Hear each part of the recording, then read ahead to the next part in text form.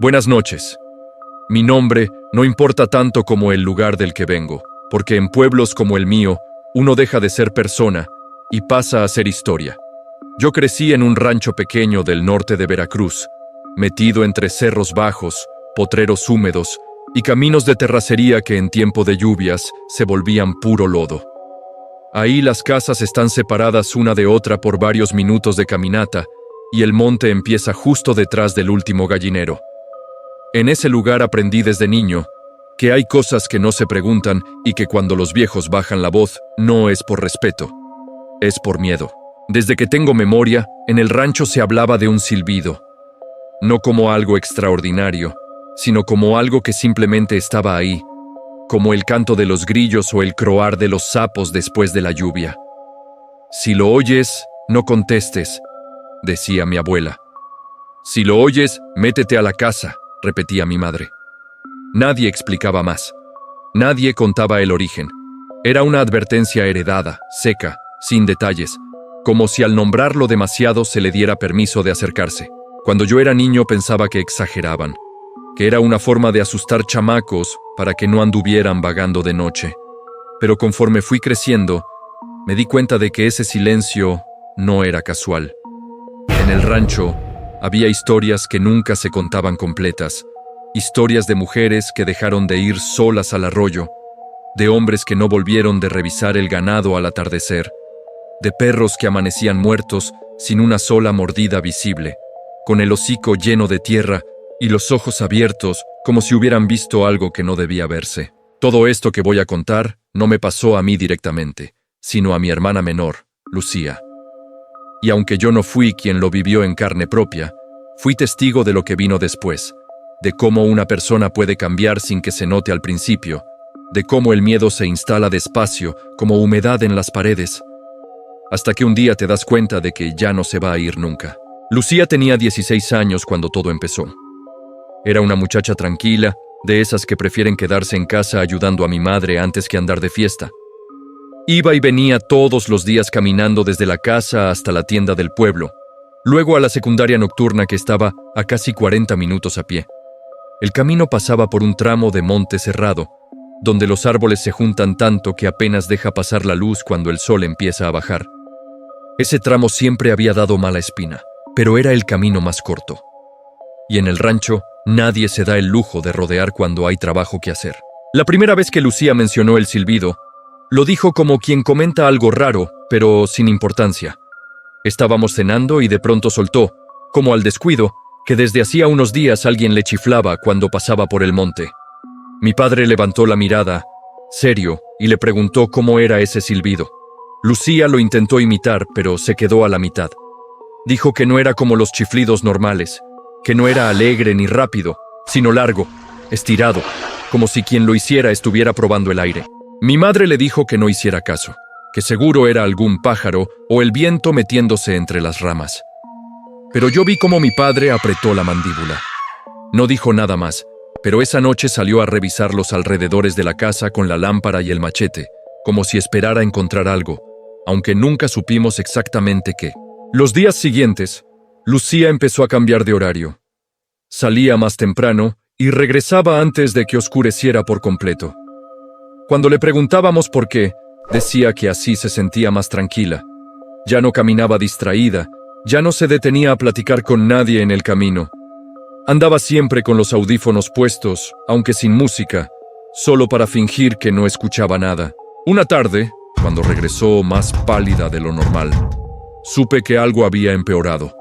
Se sentó en la cama y se quedó viendo la pared durante un buen rato. Yo le pregunté qué tenía, y al principio no quiso decirme nada. Fue hasta que cerró la puerta y bajó la voz que me confesó que el silbido ya no venía solo del monte, que lo había escuchado justo detrás de ella, tan cerca que sintió el aire en la nuca. Dijo que no había pasos, que no se oía a nadie moverse entre las hojas, solo el silbido, lento, insistente, como si alguien supiera exactamente a qué ritmo caminar para no ser escuchado. Me dijo que cuando se detuvo en seco, el sonido también se detuvo, y cuando dio un paso, volvió a escucharlo. Así, varias veces, como un juego enfermo. Esa noche, Lucía no durmió. Yo la escuché moverse en la cama, levantarse, sentarse otra vez. En un momento me llamó por mi nombre, muy bajito, y cuando me acerqué vi que estaba temblando. Me dijo que sentía que algo la estaba esperando afuera, que no sabía cómo explicarlo, pero que lo sentía. Como cuando sabes que alguien te está mirando aunque no lo veas. Al día siguiente, mi padre decidió acompañarla parte del camino. No encontraron nada, no escucharon ningún silbido. Todo estaba tranquilo, demasiado tranquilo. Y eso, lejos de tranquilizarnos, nos puso más nerviosos. En el rancho siempre se ha dicho que cuando el monte se calla, es porque algo anda cerca. Pasaron un par de semanas sin incidentes. Lucía empezó a relajarse un poco, volvió a caminar sola, volvió a reírse. Yo llegué a pensar que todo había sido una coincidencia, una suma de nervios y cuentos viejos. Hasta la tarde en que regresó sin zapatos, con las piernas llenas de rasguños y la ropa manchada de lodo. Llegó corriendo, llorando, como si algo la persiguiera todavía. Mi madre la metió a la casa y cerró con tranca. Mi padre salió al patio con el machete, mirando hacia el monte, como si esperara que algo saliera de entre los árboles. Yo me quedé con Lucía, tratando de calmarla, mientras ella respiraba con dificultad, agarrándose el pecho. Tardó varios minutos en poder hablar. Cuando por fin lo hizo, me pidió que no la dejara sola. Me dijo que había tomado el camino de siempre, que todo parecía normal, hasta que escuchó el silbido de nuevo. Pero esta vez no fue uno solo. Fueron dos. Uno a cada lado del camino, y luego un tercero, más adelante, cerrándole el paso. Me dijo que sintió cómo se le aflojaban las piernas, que quiso correr pero no sabía hacia dónde, que en ese momento vio algo moverse entre las ramas, algo largo, oscuro, que se deslizaba sin hacer ruido. Pensó que era una sombra, hasta que el silbido salió de ahí mismo, de esa cosa que se arrastraba. Lucía no pudo describirlo del todo. Dijo que no parecía un animal común, que se movía demasiado lento para ser una culebra normal, como si no tuviera prisa, que levantó la cabeza apenas un poco y que, al hacerlo, volvió a silbar. Un sonido agudo, casi burlón, que no tenía nada de natural. En ese momento, según me contó, el miedo se convirtió en otra cosa. No era solo pánico, era una sensación de estar siendo observada, elegida, como si eso supiera exactamente quién era ella, a dónde iba y desde cuándo la estaba siguiendo. Lucía salió corriendo sin pensar, metiéndose entre el monte, tropezando, cayendo, sintiendo que algo se movía detrás de ella, sin apresurarse, segura de que tarde o temprano la alcanzaría. No supo cuánto tiempo corrió. Solo recuerda que cuando llegó a la orilla del camino grande, el silbido se detuvo de golpe. No hubo ruido, no hubo movimiento, solo ese silencio pesado que te deja los oídos zumbando. Se puso los zapatos como pudo y siguió caminando hasta la casa, sin voltear atrás. Esa noche, nadie durmió. Mi padre salió con otros hombres del rancho a revisar el camino, pero no encontraron huellas claras, solo la tierra revuelta y algunas ramas aplastadas. Uno de los viejos dijo que era mejor no buscarle, que cuando esas cosas se dejan ver es porque ya te marcaron, y que lo peor que uno puede hacer es provocarlas. A partir de ese día, Lucía dejó de ir sola. Siempre alguien la acompañaba, pero aún así, el miedo no se fue. Empezó a despertarse en la madrugada diciendo que escuchaba el silbido fuera de la casa. No fuerte, sino bajito, como si viniera desde el patio, desde debajo de la ventana, desde el corral. Yo también empecé a escucharlo. Al principio pensé que era mi imaginación, que el miedo se me había pegado. Pero una madrugada, cuando salí al baño, lo oí claramente. Un silbido largo, sostenido, que venía del monte, justo donde empieza el camino. Me quedé quieto, con la piel erizada, recordando las palabras de mi abuela. No contestes, no mires, métete a la casa. Y eso hice. Pero desde esa noche supe que aquello no se había ido. Apenas estaba empezando. Después de esa noche, el ambiente en la casa cambió por completo. No fue algo inmediato ni escandaloso. Fue más bien como si el aire se hubiera vuelto pesado. Lucía ya no cantaba mientras ayudaba a mi madre. Ya no se reía con facilidad. Caminaba siempre con los hombros tensos, mirando de reojo hacia el monte, como si esperara que algo saliera en cualquier momento. Dormía poco y cuando lo hacía, hablaba en sueños. Murmuraba palabras que no entendíamos. A veces decía mi nombre, otras veces solo jadeaba, como si le faltara el aire. Mi madre empezó a rezar más seguido. No porque fuera exageradamente religiosa, sino porque así lo hacían las mujeres del rancho cuando algo no tenía explicación lógica. Mi padre, en cambio, se volvió más silencioso. Afilar el machete se convirtió en una costumbre diaria, aun cuando no hubiera trabajo en el campo.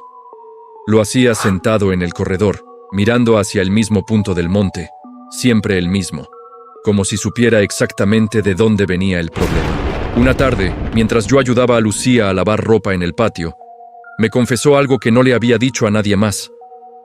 Me dijo que el silbido ya no solo lo escuchaba afuera, sino dentro de su cabeza. Que a veces, cuando estaba sola, sentía como si el sonido no viniera de ningún lugar en específico, sino de todas partes al mismo tiempo.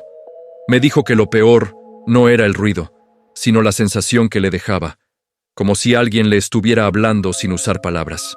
Esa confesión me heló la sangre.